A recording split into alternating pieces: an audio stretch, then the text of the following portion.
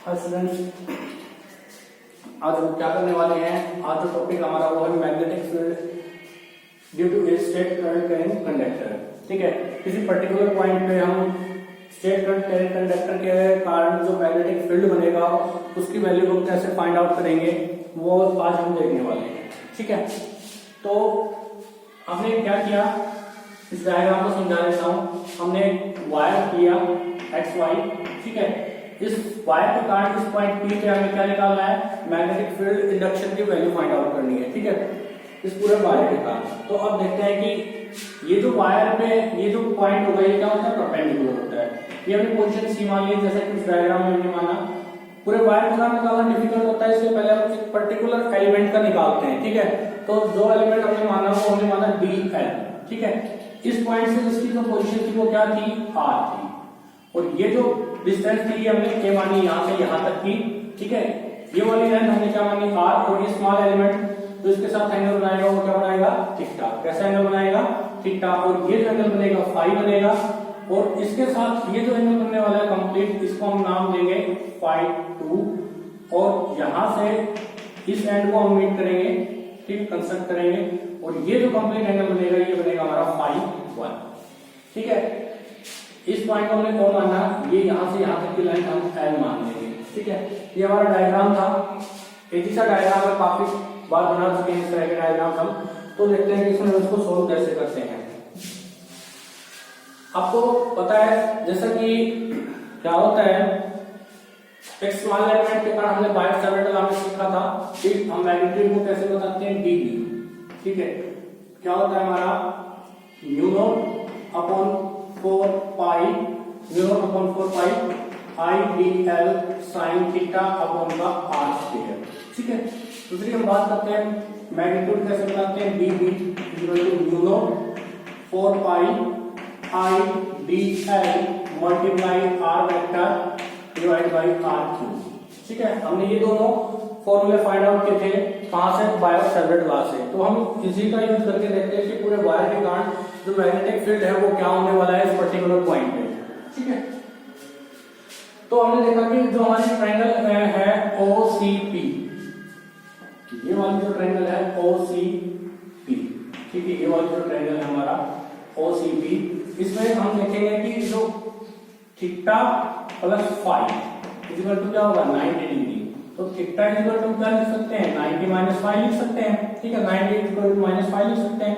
दोनों साइड हम साइन से मल्टीप्लाई कर देते हैं, साइन थीटा साइन थीटा। तो sine theta sine 90 minus theta किसके इक्वल हो जाएगा, कोस फाई।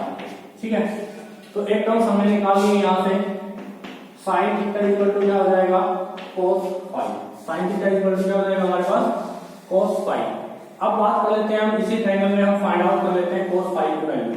तो कोस फाई क्या होता है हमारा, कोस फाई क्या होता है हमारा, बेस अपॉन हाइपोटेन्यूज। तो बेस क्या है हमारा, ये जिसपे हमारा एंगल बनता है वही हमारा बेस होता है। तो बेस क्या है हमारा ए, और परपेंडिकुलर सॉरी हाइपोटेन्यूज क्या है आर। तो यहां से हम किसकी वैल्यू निकालते हैं, ए की वैल्यू निकालते हैं। ए की वैल्यू क्या हो जाएगी, सॉरी कोस फाई क्या हो जाएगा, बेस अपॉन हाइपोटेन्यूज। क्या होता है, बेस अपॉन हाइपोटेन्यूज। तो बेस क्या है हमारे पास, बेस तो क्या है हमारे पास ए, और ये क्या है हमारे पास आर। तो यहां से हम किसकी वैल्यू निकालते हैं, आर की वैल्यू निकालते हैं। आर की वैल्यू क्या हो जाएगी, ए बाई कोस फाई। यहां से हमने आर की वैल्यू निकाली, क्या हो जाएगी, ए बाई कोस फाई। ठीक है, इसी तरह से हम किसकी वैल्यू निकाल लेते हैं, tan फाई की। परपेंडिकुलर अपॉन बेस होता है। ठीक है, परपेंडिकुलर अपॉन बेस होता है, तो परपेंडिकुलर ये होगा, बेस हमारा ये वाला होगा। तो परपेंडिकुलर क्या है हमारा एल, और ये हमारा क्या है, बेस ए। तो यहां से एल की वैल्यू निकाल लेते हैं, tan फाई ए। डिफरेंशिएट करेंगे, dl equal to secant square theta, sorry secant square phi d phi, और ए कांस्टेंट है तो ए आ जाएगा। यानी हमने यहां से dl की वैल्यू निकाली, a secant square phi d phi. ठीक है, अब इन इक्वेशंस को, ये जो हमने वैल्यू फाइंड आउट की है इस ट्रायंगल की हेल्प से, OCP की हेल्प से, इसको पुट कर देते हैं हम इस वाले फॉर्मूले के अंदर। कुछ नहीं है, सिर्फ मैथमेटिकल है, कुछ नहीं है इसके अंदर। ठीक है, mu naught upon 4 pi I D L की वैल्यू जो हमने फाइंड आउट की थी, ए सीकेंट स्क्वायर फाई। ठीक है, डी फाइव, और दूसरा क्या था हमारे पास साइन थीटा कोस थीटा के कोस फाइव के इक्वल था।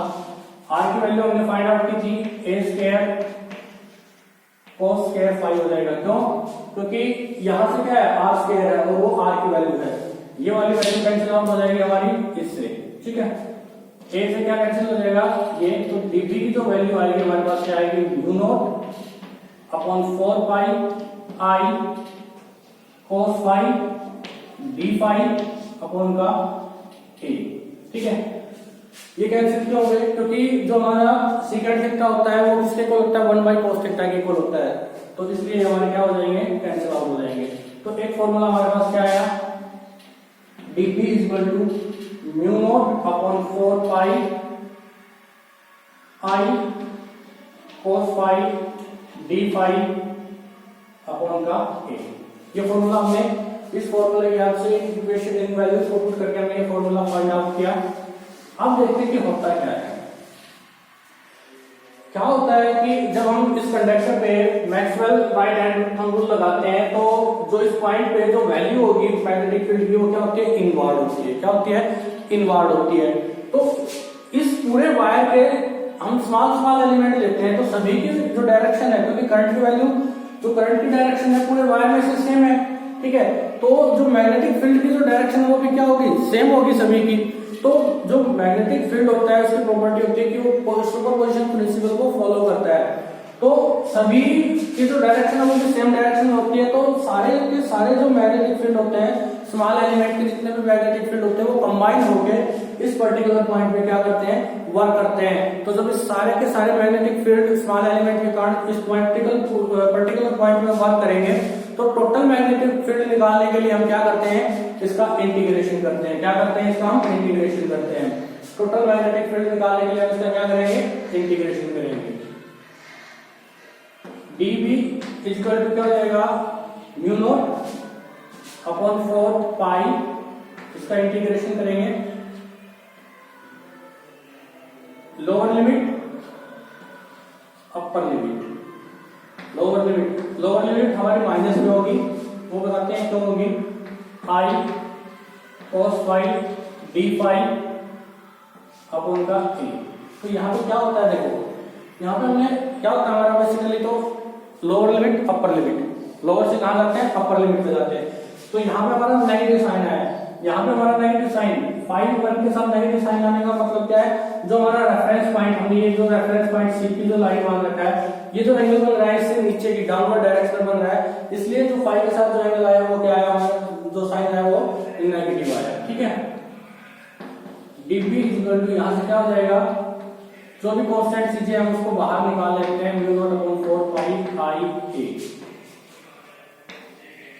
cos फाइव डी फाइव, ठीक है। इसका हम क्या करेंगे इंटीग्रेशन। तो cos फाइव डी फाइव का जब हम इंटीग्रेशन करेंगे तो हमारे पास क्या आएगा dB mu naught I upon 4 पाई, ये भी हट जाएगा यहाँ से, इसका इंटीग्रेशन करेंगे तो क्या आता है साइन फाइव, ठीक है। क्या आएगा हमारे पास साइन फाइव आएगा, क्या आएगा sine five. Upper limit minus लो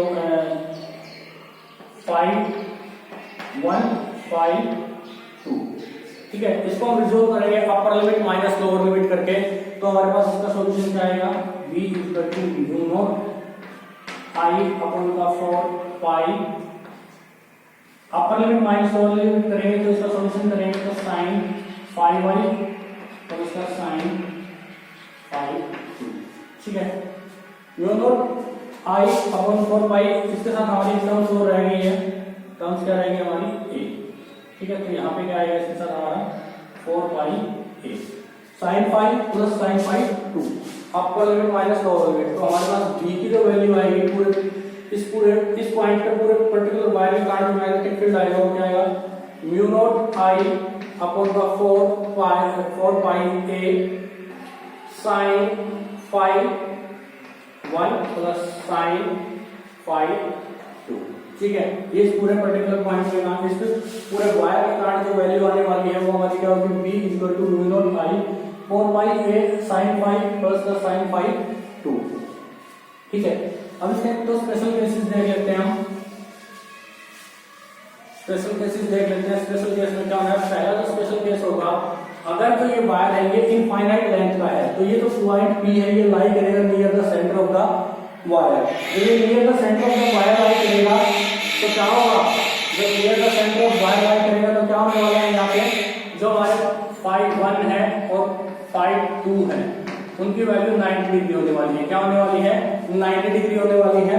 तो 90 डिग्री होगी तो ये sin 90 होगा, ये भी 90 डिग्री होगा। ठीक है, और sin 90 1 होते हैं, तो जो b की जो वैल्यू आएगी वो क्या आएगी, mu naught I 2/4 pi a। ठीक है, ये वैल्यू आएगी क्योंकि sin 90 क्या होता है, 1 के इक्वल होता है। तो 1 + 1 कितने हो जाएंगे, 2। नंबर 2 सेकंड स्पेशल केस में देखते हैं। सेकंड स्पेशल केस में अगर हम बात करें, सेकंड स्पेशल केस में क्या होगा, सेकंड वाला स्पेशल केस में ये होता है कि अगर हमारा वायर क्या है, इनफाइनाइट लेंथ का है। ठीक है, मतलब एक क्या है, इनफाइनाइट लेंथ का है, बट एक जो हमारा एंड है वायर का, चाहे वो x हो या y हो, अगर उसके नजदीक है हमारा पर्टिकुलर पॉइंट P, तो उस केस में क्या होता है, ये तो थीटा जो phi 1 है वो 90 डिग्री होगा और phi 2 क्या होगा, 0 होगा, या phi 1 0 होगा या phi 2 क्या होगा, 90 डिग्री होगा। इस केस में जो मैग्नेटिक फील्ड आता है वो क्या आता है, B =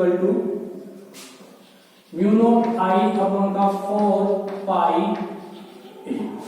ठीक है, क्या आता है, mu naught I/4 pi a। ठीक है, तो ये हमारे कुछ स्पेशल केसेस थे। अगर आपको समझ में नहीं आता है तो आप कमेंट करके पूछ सकते हैं।